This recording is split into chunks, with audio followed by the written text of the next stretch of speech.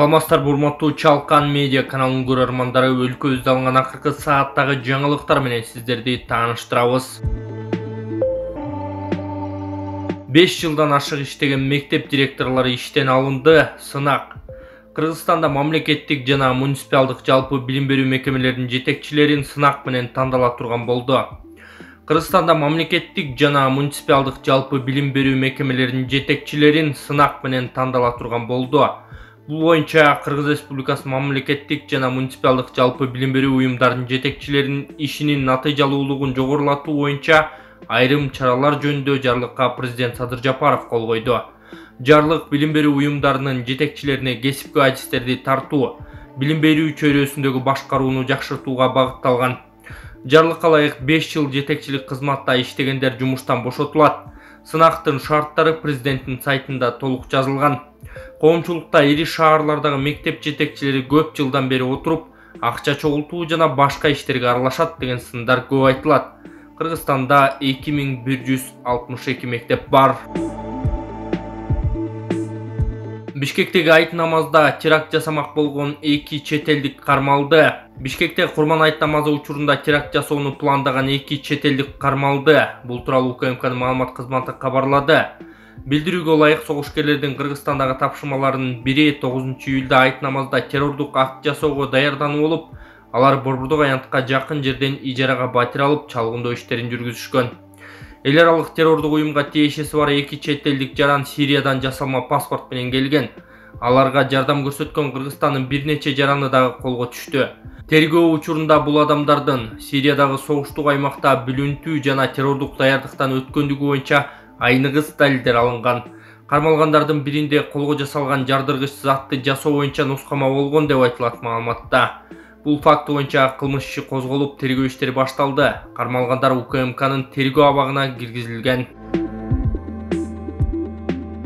Акылбек Жапаров Япониянын Кыргызстандагы элчилигине барып көңүл айтты. Министрлер кабинетинин төрагасы Акылбек Жапаров Япониянын Кыргызстандагы элчилигине барып, өлкөнүн экс-премьер-министри Синдзо Абэнин трагедиялуу каза болгондугуна байланыштуу ачылган көңүл айтуу китепчесине кол тамгасын калтырган.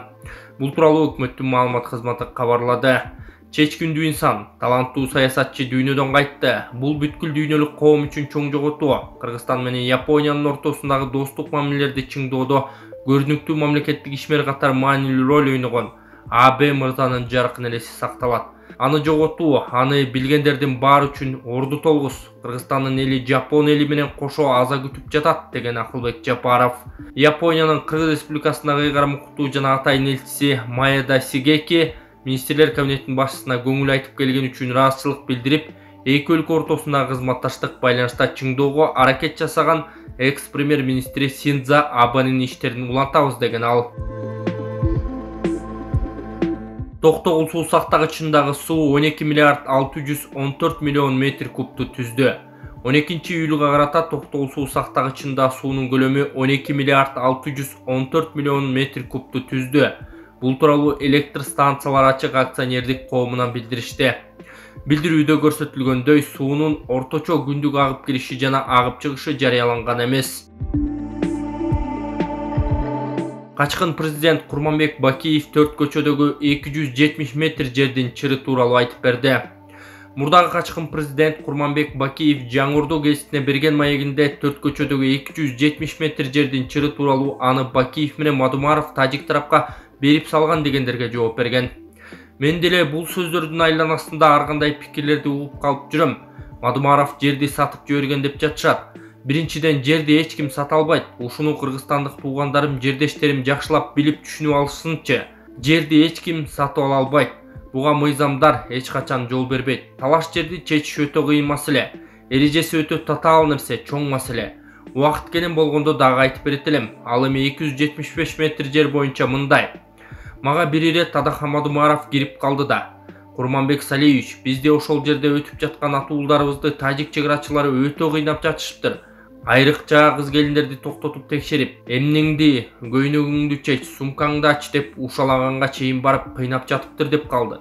Анан мен айттым: анда Адахам, Баткенге сен өзүң барып кел, өз көзүң менен чегара жагдайын көрүп, ошол жерде жашаган жергиликтүү эл менен жолук.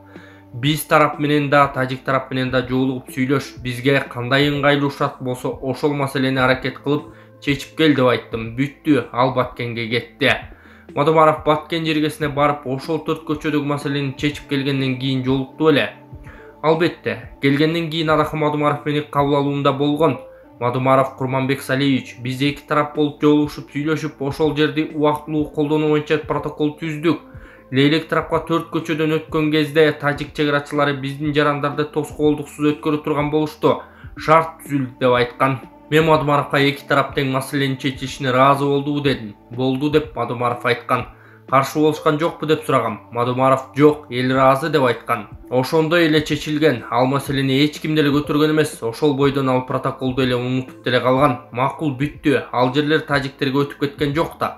Протокол деген нерсе юридикалык жакта мааниси бири-бири жакшы билишкен адамдар болсо, кол алышып коюп кете бересиң. Экөөбүз отуруп же эки тарап болуп отуруп бир чечимге келип кол алышып маселени чечтик деп, анан протокол кылып коюп, макулсуңбу, экинчи тарап макулмун деп протокол түзүп коюшкан. Сен кол койдуңбу? Мен кол койдум. Бүттү деген Курманбек Бакиев. Ассаламу алейкум, урматтуу кыргызстандыктар. Биз Ислам каржы кооперативи элибизге жардам берүү максатында кооператив болуп түзүлдүк. Биздин кооператив 4 багытта иш алып барат. 4 багытыбыз тең бирдей шарт менен иштейт. Минималдык төлөм 10%дан баштап 2 айдан 6 айга чейин күтүү мөөнөтү. Биринчи багытыбыз турак жай. Турак жайды сизге 25 жыл аралыгында максималдуу 150 000 долларга чейин алып берүүгө мүмкүнчүлүгүбүз бар. Экинчи багытыбыз автоунаа. Автоунаанын бардык түрлөрү, спецтехника, айыл чарба техникалары дагы. Төлөп бүтүү мөөнөтү 10 жыл, максималдуу 50 000 долларга чейин. Үчүнчү багытыбыз бизнес. Адал бизнестин бардык түрлөрү, айыл чарба, мал чарбасы. Төлөп бүтүү мөөнөтү 12 жыл, максималдуу 120 000 долларга чейин. Ислам каржы кооперативи сиздин ишеничтүү өнөктөшүңүз.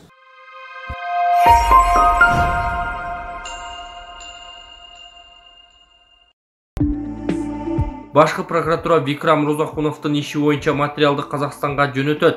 Бишкек шаарынын Ленин райондук милициясы музыкант Викрам Розакуновдун кыйноого кабылышы боюнча ишти тергеп бүттү. Бул тууралуу Розакунов соц тармактагы баракчасы аркылуу билдирди. Музыкант милиция аларды кылмыш иши боюнча материалдар менен тааныштырганын айткан. Экспертизада менин ден соолугума оорузалыкка келтирилгени аныкталган. Топтолгон материалдар күнөөлүү тараптарды аныктап жана кылмыш жоопкерчилигине тартуу үчүн Кыргызстандын башкы прокуратурасы тарабынан Казакстандын компетенттүү органдарына өткөрүлүп берилет деген Розакунов. Кыргызстандык музыканттын кармалышы. Казакстан мамлекеттик телеканалы 9 январда митингтерге катышуу үчүн Кыргызстандан барды делген жаранды сурак берип жаткан видеосун жарыялаган. Ал белгисиз адамдар митингтерге катышуу үчүн 90 000 теңге сунуштап чакырып, самолетко билетин алып берип, батирге жайгаштырганын билдирген. Көп өтпөй Кыргызстандын ИИМи аталган жаран музыкант Викрам Розакунов экенин аныктап, анын Алматыга концерт койгону барганын маалымдаган. Ошол эле учурда кыргызстандыктар музыкантты террорчу катары көрсөткөнүнө нааразы болуп, аны бошотуу талабы менен Казакстандын Бишкектеги элчилигинин алдында митингке чыгышкан. Алар менен УКМК төрагасы Камчыбек Ташиев жолугуп мекендештин укугу корголоорун убадалаган. Кийинчерээк Тышкы иштер министрлиги Розакуновду бошотуу талабы менен Казакстанга нота да тапшырган. Андан кийин Казакстандын мамлекеттик телеканалдары Розакуновго байланышкан видеолорун өчүргөн. Аларда Юстиция министрлиги кыргыз жаранын кыйноого кабылганын болжоп, Казакстандын күч түзүмдөрүнө кылмыш ишин козгоону башкы прокуратурага демилгелеген.